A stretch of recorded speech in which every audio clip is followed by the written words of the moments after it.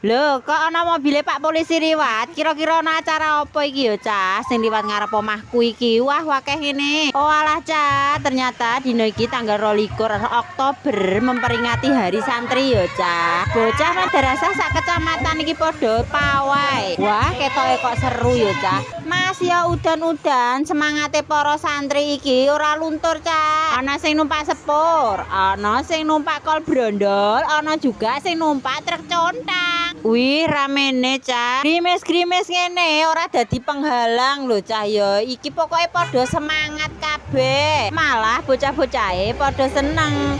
Acara sing diadakno setahun sepisan iki kanggo memperingati Hari Santri. Santrine cilik-cilik, Cah, ning semangate ora cilik ya. Pokoke semangat terus. Santri Indonesia berakhlak mulia, NKRI harga mati. Semangat. Ya Allah, Cah, rombongane sing pawai iki kok ora barbar liwat. Iki akeh men ya sing melok pawai. Wis Mas ya udan, wis digebut ae, Cah. Aku cukup dadi penonton pawai ae. Semangat terus santri Indonesia. Lho, gunungan jajane kari, Cah.